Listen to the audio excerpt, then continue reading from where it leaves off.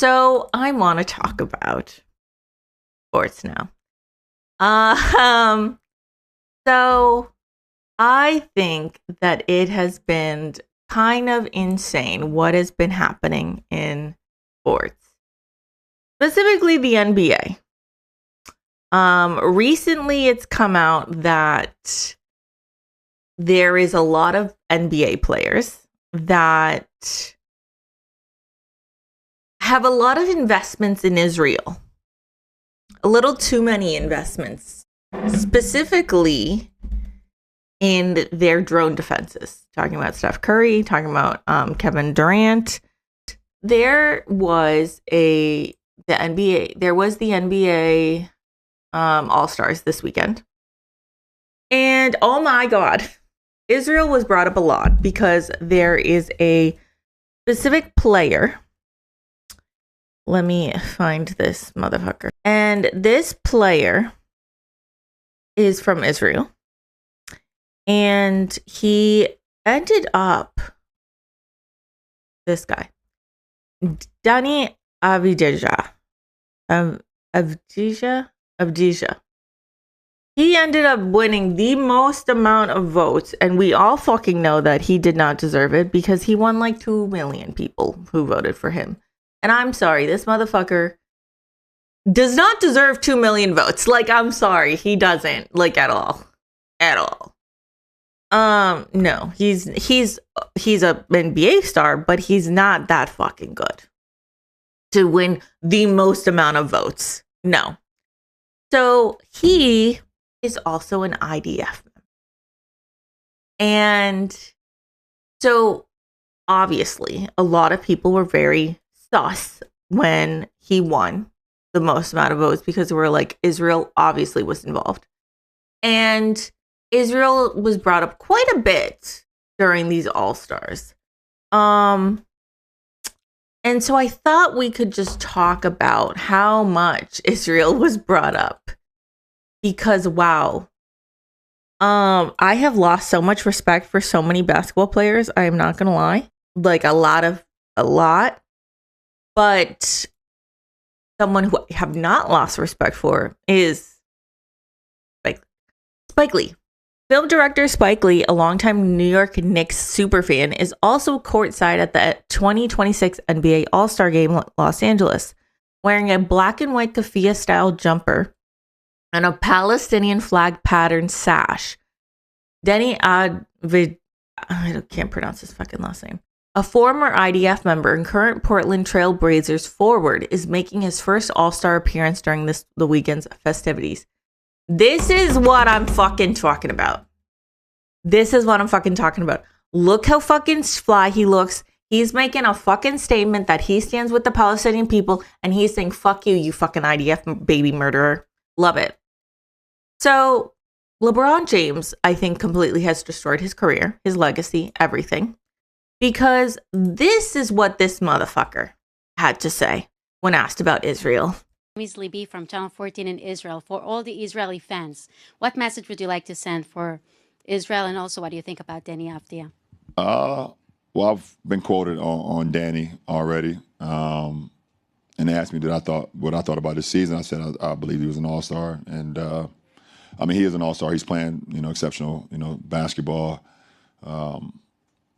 So that's that. And then, I mean, if I have fans over there, I've never been there. If I have fans over there, then, I hope you have been following my career. I hope I inspire people over there to not only want to be great in sports, but I want you to be better in general in life. So hopefully someday I can make it over there. Like I said, I've never been over there, but I've heard nothing but great things, and I appreciate the question. Thank you so much. Yeah, appreciate it. Thank you. Israel. I've heard nothing but great things about the apartheid state Israel, who has been committing a genocide for the past 2.5 fucking years. Just an insane fucking quote. An insane fucking quote. I mean, completely unacceptable. Oh my God. So he's gotten so much shit that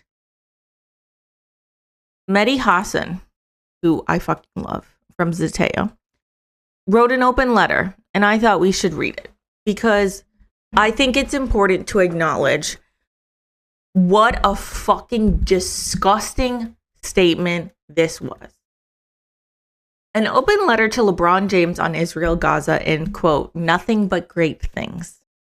The NBA star's recent praise for Israel as the genocide continues was as bewildering as it was shameful.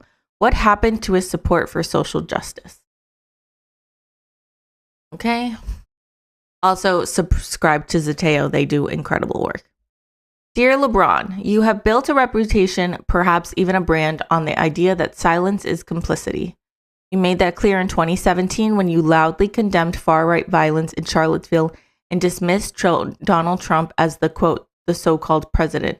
You made that clear in 2020 when you boldly wore your support for Black Lives Matter on your chest as you took the knee with your teammates. You made that clear in 2022 when you passionately denounced the overturning of Roe v. Wade and said it was all about power and control. You were right. Silence is complicity. So where has your voice been for the past 2.5 years as tens of thousands of Palestinians in Gaza have been bombed, shot, starved to death? As parents dug their children's bodies out of the rubble with their bare hands, as doctors operated without anesthesia inside besieged hospitals? Why have we heard nothing from you? In fact, worse than nothing. This weekend, we heard praise from you for the very same country that has been doing the mass killing and starving in Gaza. Quote, hopefully, someday I can make it over there, you said, referring to the state of Israel. Like I said, I've never been over there, but I've heard nothing but great things. Nothing but great things about Israel? Seriously? LeBron, with respect, what media are you consuming? Which people are you listening to? Did you hear, quote, nothing but great things from leading human rights and aid groups such as Amnesty International and Doctors Without Borders, which have concluded that Israel has perpetrated a genocide in Gaza, or from the International Association of Genocide Scholars, the vast majority of whose members have also determined that Israel has committed a genocide? Did you hear nothing but great things from Save the Children, which calculated last September that at least one Palestinian child had been killed every hour on average by the Israeli military in Gaza? Or from UN Women, which calculated in the first 100 days of this genocide that 2 Palestinian mothers were killed in Gaza every hour on average? Did you hear, quote, nothing but great things from the International Criminal Court, which has accused Israel of war crimes and crimes against humanity and issued arrest warrants for the country's prime minister and former defense minister? Or from the International Court of Justice, which has repeatedly called on Israel to ensure the unimpeded flow of humanitarian aid into the Gaza Strip? Do you really expect us to believe that you have no idea what is going on in Gaza or what Israel is doing to the poor people in Gaza? Really? And when you say you've heard nothing but great things about Israel, do you realize how that sounds to Palestinians in Gaza who have heard nothing but drone strikes and explosions for more than 2 years?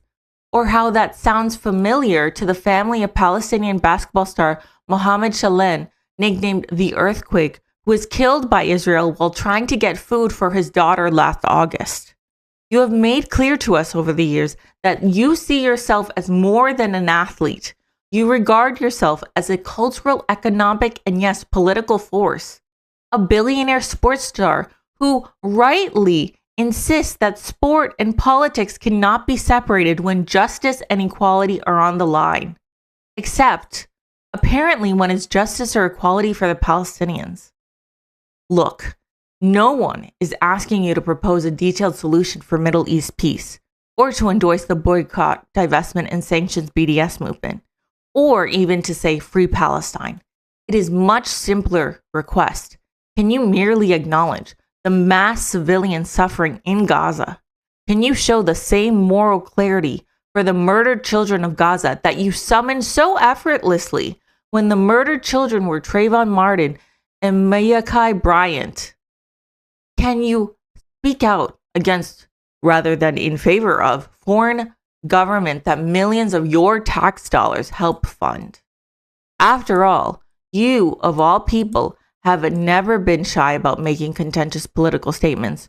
When Fox host Laura Ingraham famously told outspoken American athletes to shut up and dribble, you said that you, quote, will not just shut up and dribble.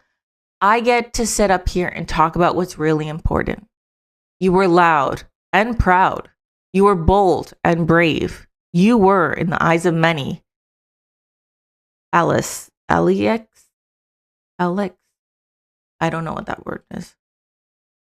Remember when you yourself called Muhammad Ali the GOAT, not because of what he did in the ring, but because of what he did outside of the ring, what he believed in, what he stood for, when he acknowledged how Ali had to give up a belt because of what he believed in and ended up in jail because of his beliefs? Well, what do you think the GOAT would make of your silence on Gaza and your praise for Israel? Ali risked everything. He put his consciousness over his career. He understood that he had to use his voice to condemn ghettos in the United States, but also killing fields in Vietnam. You, LeBron, have a platform that even Ali could never imagine. Hundreds of millions follow you online as well as on the court. Corporations chase after you. Your word, as they say, moved markets. And yet, on Gaza, perhaps the biggest moral issue of our time, you have chosen to say nothing for 28 straight months. And now, to add insult to injury, you have also chosen to heap praise on the country that is responsible for the mass slaughter. I've heard nothing but great things. Why on earth would you say this?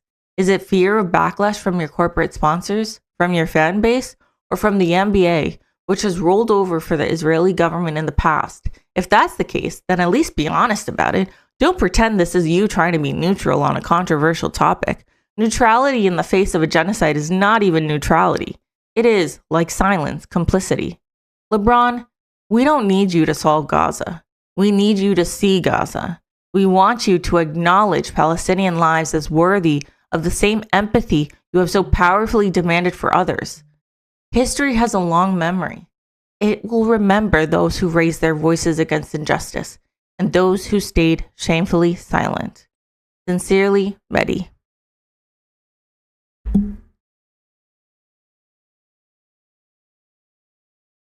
And that's how you write a fucking letter. Beautifully said. No notes, 10 out of 10. I mean, I just think that him doing this was fucking insane. It was just such a slap in the face. But then there was also moments like this. Kyrie Irving is wearing a press shirt. I have the same exact shirt. This is in honor of the many journalists that have been murdered in Gaza. It also honors the many journalists that are still on the front lines. Drop site news. Kyrie Irving, the Dallas Mavericks superstar, is courtside at the NBA All-Star Game wearing a press shirt in solidarity with Palestinian journalists, many of whom were killed by Israel in its genocidal campaign in Gaza. Irving has been vocal in his support for the Palestinian people. I just don't understand how you can just say that. Like, you have a platform and that was your opportunity to use it, and you said that. But this is another person who I think we also need to acknowledge. Jaylen Brown from my team, the Boston Celtics. Following up on that, you've been so big with using your voice. What would you say to this generation that's trying to find theirs? Continue to speak out. There's a lot of stuff going on in our world beyond basketball, beyond sports. Don't be afraid. Don't be discouraged. I think we're kind of used to playing the game or following, like, there's a fear associated to, like, kind of playing a game or I don't know how to describe it, but don't be afraid to create a new path and be who you're destined to be. Jay, what happened to like? That's what you say. Not. I've heard great things. I love Jaylen Brown. He's great. So there's that one. I really like this creator. Their name is Blakely. So let's see what they have to say.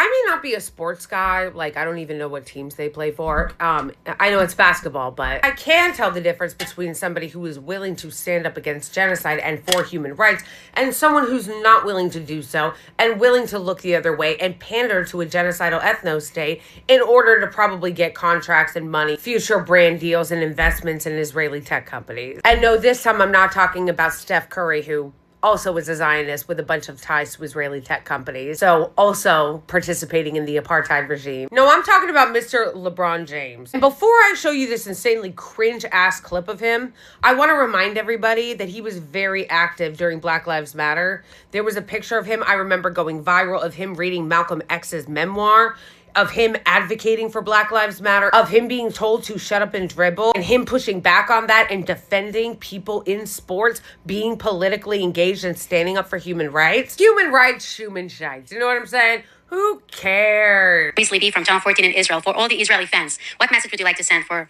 Israel? And if I have fans over there, I've never been there. If I have fans over there, then, I hope you have been following my career. I hope I inspire people over there to not only want to be great in sports, but I want you to be better in general in life. So hopefully someday I can make it over there. Like I said, I've never been over there, but I've heard nothing but great things, and I appreciate the question. Thank you. Oh yes, your ears did not deceive you. He really said, I've heard nothing but great things. Let's hear that again. Someday I can make it over there. Like I said, I've never been over there, but I've heard nothing but great things, and nothing but great things, and nothing but great things. Mr. James, are you sure you've heard nothing but great things?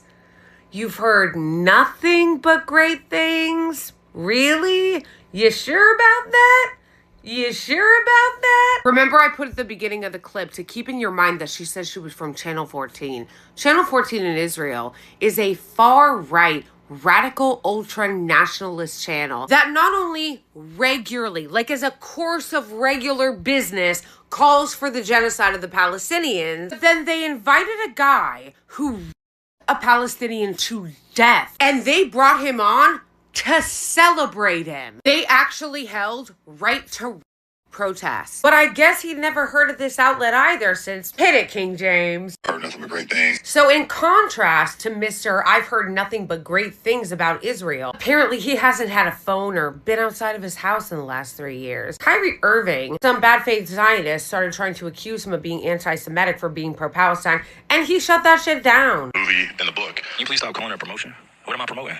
Put it out on your platform. But I'm promoting it. Do you see me doing? Do you see me in front of it out there? People are going to say that you are. Yeah, put it out there, just like you put things out there, right? Yeah, but okay. It's not you put things out there for a living, right? Right, but my stuff is not let's move on. filled let's with move on. anti-Semitic Let's stuff. move on. Don't dehumanize me up here. I'm not doing that. Another human being. I can post whatever I want. So say that and shut it down and move on to the next question. But Kyrie, you have to understand that. I don't have to understand anything from you. It's not me. Nothing. That's how you do that. That's how you do that. He shut that shit down, and that's how it should be handled. And here he is looking like a king, sitting on the side with one of the Palestinian press shirts. And really, this is a simple tale. It's a tale about cowardice versus courage. It's a tale about how some people are willing to look away from slaughter and mass murder and genocide in order to keep their power and money level. And that is the difference between these two. No, it's not that LeBron James has only heard good things about Israel. It's that he wants to cash in there. Like a lot of people who are in sports, he's going to get older. They usually have injuries and shit. And then they cash in and make tens of millions of dollars off of sponsorships and brand deals. And if you're Steph Curry investing in genocidal Israeli tech, that is what he wants to do. He wants to cash in. And if he has to do so standing on the skulls of Palestinians, he doesn't mind doing that. Even if it means having to lie and pretend like he's heard all these great things about the Israeli regime. By the way, that apartheid regime right now is trying to push laws that would allow there to be a legal double standard for Palestinian detainees and Israelis. They are trying to push bills so that Palestinians can be put to death with little to no due process, something that would only apply to the Palestinians, but would not apply to Israeli settlers. That's called apartheid. And at least in this life, you get rewarded for being evil and taking the side of power and money. Throwing Palestinians under the bus like that, for totally negating everything he said about human rights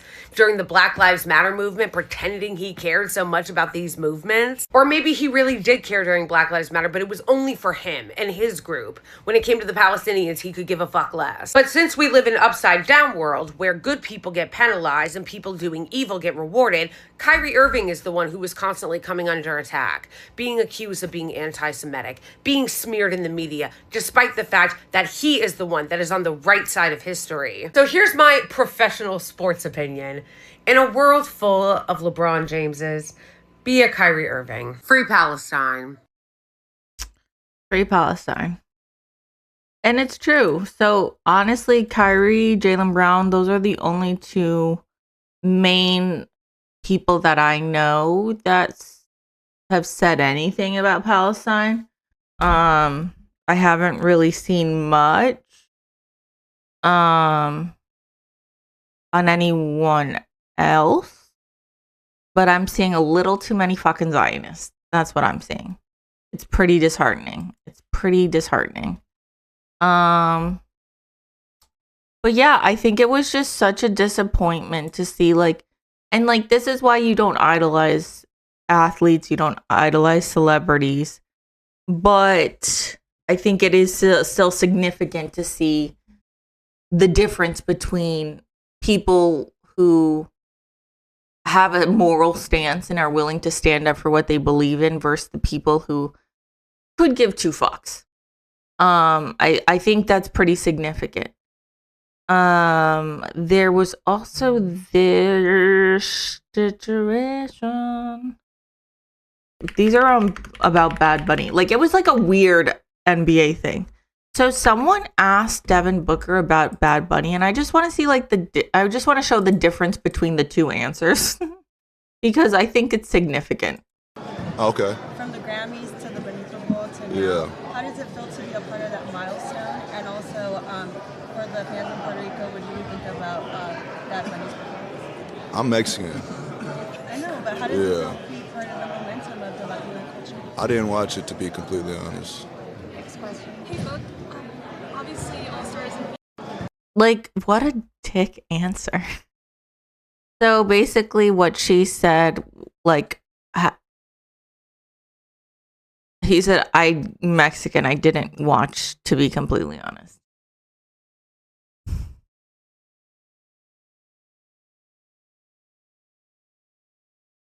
It wasn't just about Puerto Rico, you fucking asshole. It was just about the cultures. I mean, especially at the end, they fucking called out Mexico. Just saying. Just fucking saying if you want to go like that. Like, they literally called out Mexico. It was so bad. But then this is NBA player who actually, like, knows what the fuck's up. And actually, like, he's Dominican, Cat. This is what he said. Carl Anthony Towns. I love him. For the fans in Puerto Rico, what do you think about Bad Bunny's performance last Oh, it was awesome. It was awesome. It was awesome. It's been cool to become friends with him and to see him on the biggest stage in football. It was pretty cool, and I was one of those hundreds of thousands of millions of people watching that was dancing in their living room watching it. So shout out to Benito. He did an amazing job. For the fans in Puerto Rico. That's all you had to fucking say. I'm Mexican. I didn't watch. Well, this motherfucker's Dominican. And he watched. So it's like, you sound stupid. So it was just a weird NBA All-Star. I didn't even watch it. I just watched those things. Pero like, I was not happy about that whole situation. I was just,